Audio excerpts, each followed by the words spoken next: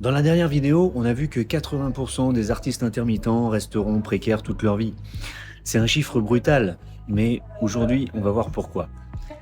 Le truc, c'est qu'on t'a menti. Depuis tes débuts, on te répète cette phrase qui ressemble à une promesse: fais ce que tu aimes et tu n'auras pas à travailler un seul jour de ta vie. Bah, c'est faux. C'est sans doute le conseil le plus dangereux qu'on puisse donner à quelqu'un de créatif. La réalité, c'est que si tu fais ce que tu aimes, mais sans comprendre les règles du jeu économique, tu vas travailler 2 fois plus dur pour 3 fois moins d'argent, avec une frustration qui finira par tuer cette créativité. Premier constat, et il fait mal. Personne ne t'attend à la sortie du conservatoire de musique ou de l'école de cirque, de théâtre. Il n'y a personne. L'école est un cocon. On y valide ta technique, ta sensibilité, ta culture, mais le jour où tu en sors, le marché ne te doit rien. Il y a une confusion énorme chez les artistes entre le mérite et la valeur. Tu te dis, j'ai travaillé mon instrument 8 heures par jour pendant 10 ans, je mérite de réussir. C'est admirable, vraiment, bravo. Mais pour le marché, tes heures de souffrance sont une statistique interne. Ce que le public ou le client achète, ce n'est pas ton effort, c'est le résultat, c'est l'émotion qu'il ressent, ou le problème que tu vas résoudre pour lui. Le diplôme valide une compétence, il ne crée pas la demande. Alors comment on transforme cette compétence en carrière ? Il faut arrêter de penser en ligne droite et commencer à penser en cercle.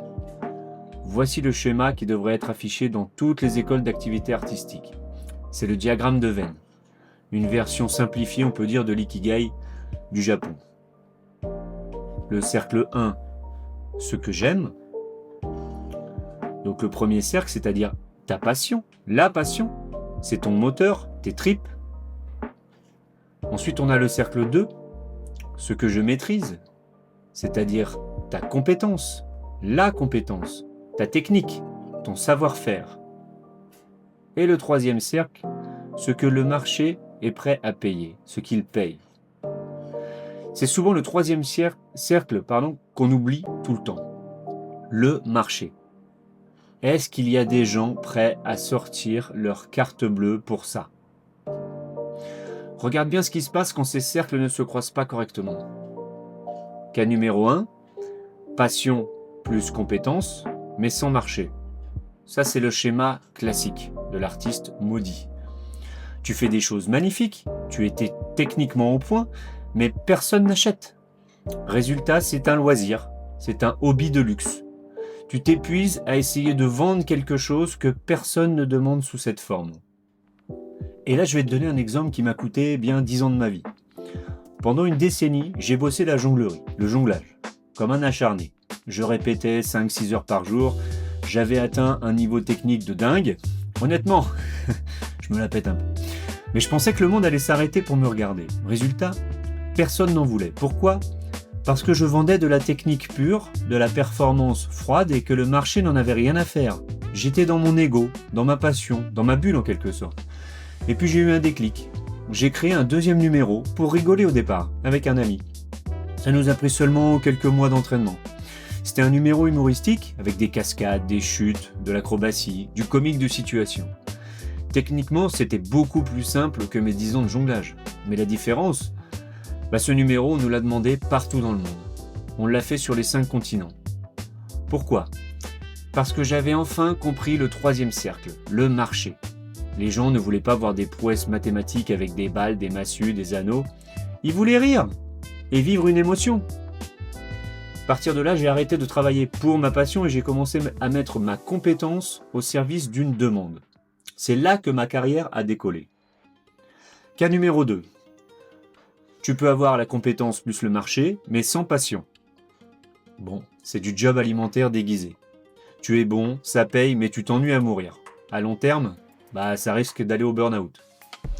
La zone magique, c'est le centre. Et pour l'atteindre, il faut souvent faire preuve de flexibilité. Laisse-moi te donner des exemples concrets. Tu prends un pianiste de jazz. Sa passion, on va dire, le free jazz expérimental. Le marché, il est minuscule pour ça. Personne ne va acheter ça. Très peu de gens. La solution, le centre, Il utilise sa compétence pour jouer dans l'événementiel haut de gamme ou composer pour l'image, là où est l'argent, ce qui finance ses projets personnels de free jazz. Il ne vend pas son âme, il finance sa liberté. Prends un photographe, sa passion. On va dire c'est la photo de rue artistique, noir et blanc, argentique. Le marché, difficile d'en vivre uniquement de ça.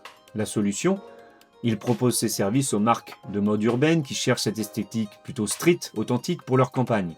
Il aligne son style avec un besoin commercial. Tu prends un comédien, sa passion, le théâtre classique, le marché saturé, précaire. La solution, il développe une offre de formation à la prise de parole pour les dirigeants d'entreprise. Il utilise la même compétence technique, sa voix, sa posture, sa gestion du stress, mais il la vend à un marché qui a un budget. Est-ce que tu piges la nuance? On ne trahit pas son art. On cherche l'endroit où notre compétence rencontre un besoin. Tu peux avoir le souci de l'ego et de l'identité. Parce que le danger de ne fonctionner qu'à la passion, c'est qu'elle amplifie tout. Quand ton identité entière repose sur « je suis un artiste », chaque échec, ça devient un drame personnel. Si on refuse ton devis, ça va pas être le marché qui dit non à ton prix, c'est dans ta tête, c'est le monde qui me rejette, moi, l'artiste. C'est là que naissent la jalousie envers ceux qui réussissent, l'aigreur, le sentiment d'injustice et tout le Bataclan. Il faut séparer l'artiste de l'entrepreneur. La passion nourrit ton ego, mais la stratégie nourrit ton frigo et ta carrière. Tu dois apprendre à regarder ton art comme un produit ou un service extérieur à toi-même pour pouvoir le vendre sereinement. Ensuite, tu passes de la passion à la mission. C'est là qu'on opère la bascule la plus importante. La passion, par définition, est centrée sur toi. Ce que j'aime, ce que je veux dire, mon message. Tant que tu es dans le moi, ça ne marchera pas. Ça ne marchera pas. Le secret, comme dans toutes les passions, le secret c'est de donner. Pour vivre de ton art, tu dois passer de la passion à la mission. La mission est centrée sur les autres.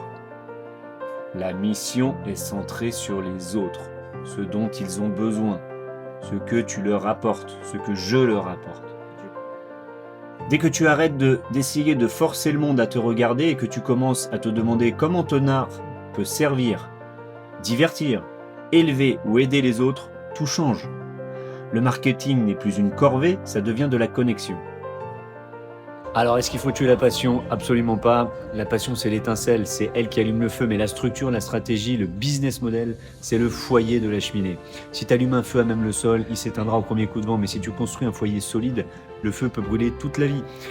Donc l'école t'a appris à allumer le feu, ici on va apprendre à construire la cheminée. Et si tu veux arrêter de subir et commencer à construire, abonne-toi, on a du pain sur la planche.